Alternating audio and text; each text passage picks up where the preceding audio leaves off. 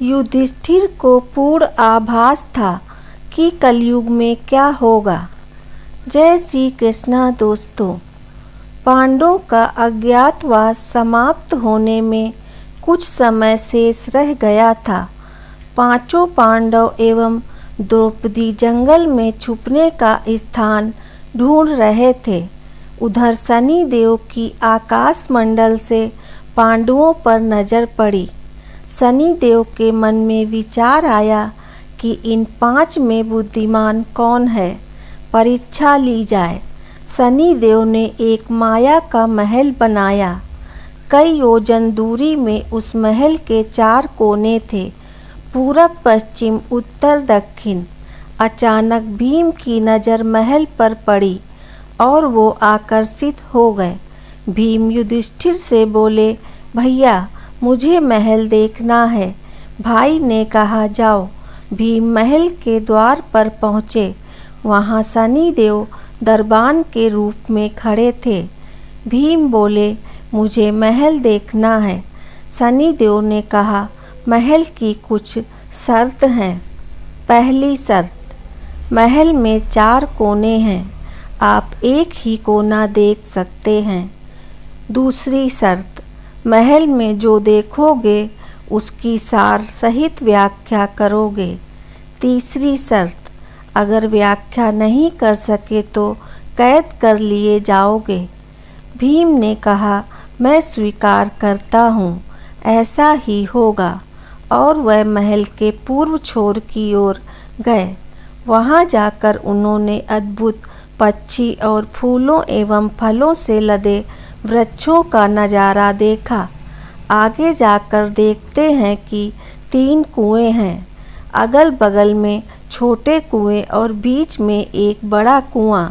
बीच वाले बड़े कुएं में पानी का उफान आता है और दोनों छोटे खाली कुओं को पानी से भर देता है। फिर कुछ देर बाद दोनों छोटे कुओं में उफान आता है तो खाली पड़े बड़े कुएं का पानी आधा रह जाता है। इस क्रिया को भीम कई बार देखते हैं पर समझ नहीं पाते और लौटकर दरबान के पास आते हैं। दरबान, क्या देखा आपने?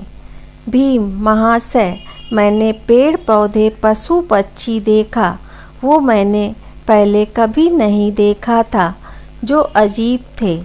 एक बात समझ में नहीं आई, छोटे कुएं पानी से भर जाते हैं, बड़ा क्यों नहीं भर पाता, ये समझ में नहीं आया।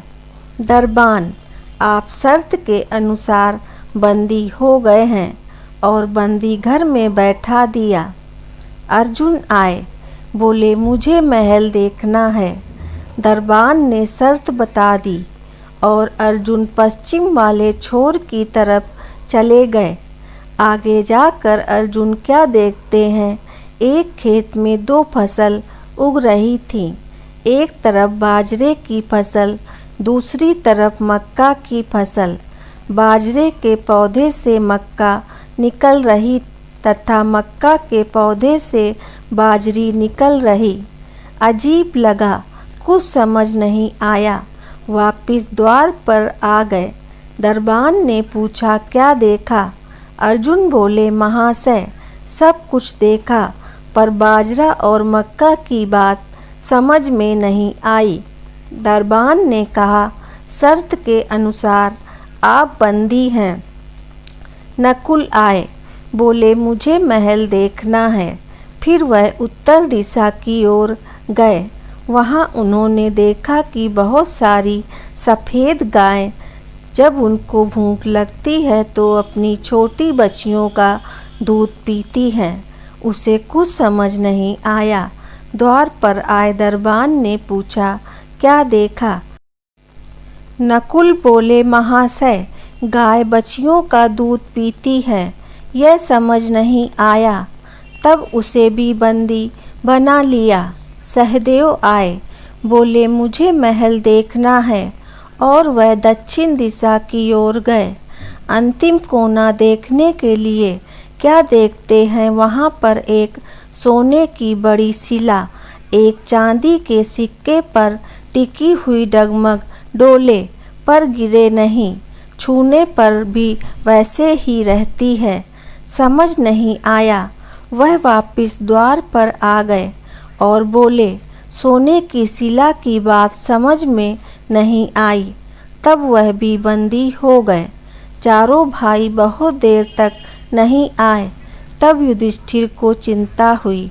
वह भी द्रौपदी सहित महल में गए।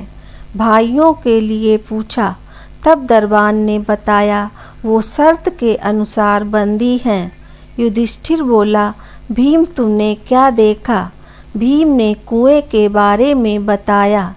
तब युधिष्ठिर ने कहा, यह कलयुग में होने वाला है।